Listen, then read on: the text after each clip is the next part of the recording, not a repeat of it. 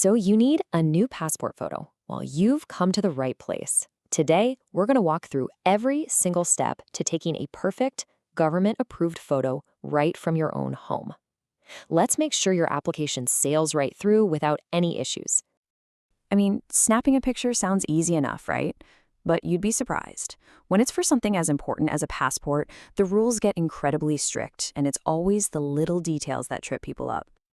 And here's why this really matters. A bad photo is one of the #1 reasons passport applications get flat out rejected. We're talking about simple stuff, like a weird shadow, the wrong background, or even just the wrong look on your face. Any of those can completely derail your travel plans and end up costing you a ton of time and money. So to make sure that doesn't happen to you, we've broken it all down into a super simple 5-part plan. We'll kick things off with why the photo is so critical, then we'll build a mini studio at home, perfect your pose, dodge all the common mistakes, and finally run through the technical checks to guarantee you get it right. Okay, let's start with the why. Your passport photo isn't just a nice picture of you. It's a piece of biometric data. It's literally the very first thing that officials look at, and even a tiny little error can flag your whole application and send it into a black hole of manual reviews and, you guessed it, major delays. And as you can see, the most common mistakes are also the easiest ones to avoid. A cluttered background, shadows from bad lighting, wearing glasses, these are the things that get countless applications tossed aside. But don't you worry, because we are about to solve every single one of them right now. All right, with that in mind, it's time to build your own little photo studio. Now, that sounds way more complicated than it is, I promise.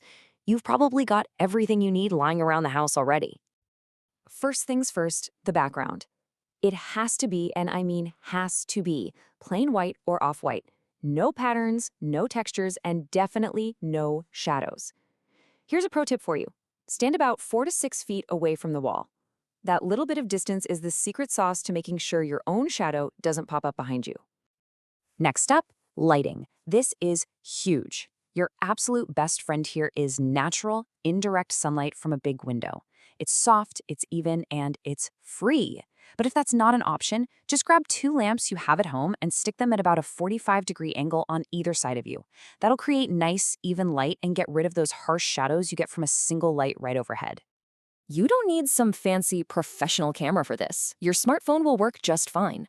Just make sure you use the good camera on the back, not the selfie one.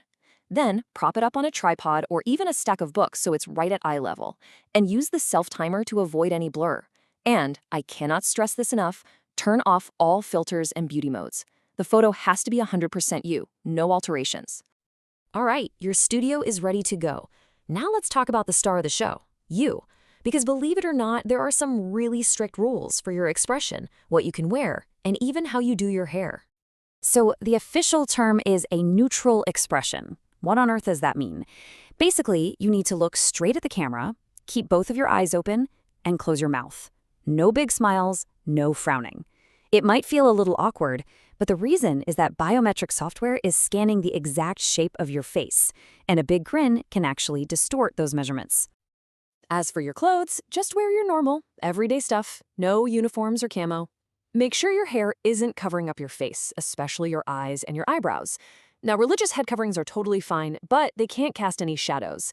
And the biggest rule of all, no glasses, absolutely none. And we are definitely going to come back to that one.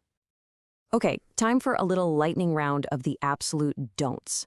These are the most common mistakes that will get your photo rejected in a heartbeat. I told you we'd get back to this. As of the latest rules, you cannot wear glasses in your passport photo. Period. End of story. Not even your prescription glasses. It's a non-negotiable rule, all to avoid any chance of glare or the frames getting in the way of your eyes.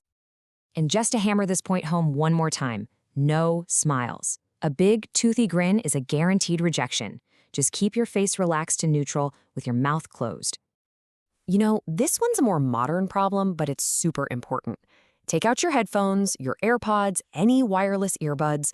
Nothing should be in or on your ears. And one last reminder here. Stick to your regular clothes. No work uniforms, no camouflage, nothing that might be considered a costume. Just normal street clothes. Yes, you did it. You took the photo.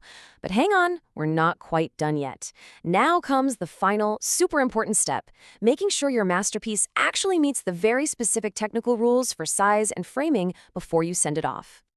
When you print this thing out, it has to be a perfect square, exactly 2 inches by 2 inches. Not kinda close, not almost, exactly. And it gets even more specific. Inside that little 2 by 2 square, your head, and we're talking from the bottom of your chin to the very top of your head, has to measure somewhere between 1 inch and 1 3/8 inches. This is what makes sure your face is perfectly centered and sized in the frame. This little table here lays it all out beautifully, whether you're printing it or uploading a digital file. You'll notice the measurements are different. You've got pixels for digital, inches for print, but the main ideas like resolution and how big your head should be stay the same. If you're going digital, you just need a good quality JPEG file. So how do you check all this? Well, the easiest way is to use one of the many free passport photo tools online. They often have a little guide that helps you crop the picture perfectly. But always double check your photo against the official examples on the State Department's website. And if something's off, just take another one. Seriously, don't ever try to digitally edit your way to a perfect photo. They'll know. And really, that's the whole point, isn't it? If you just follow these steps, you can take a perfect, compliant passport photo all by yourself. You save the money you'd pay somewhere else, sure, but way more importantly, you save yourself from the massive headache of a delayed application. You have officially got this. You now have all the info you need to nail this on the very first try. So go find a white wall, grab your phone, and take control of your passport application. You're ready. Why not give it a shot?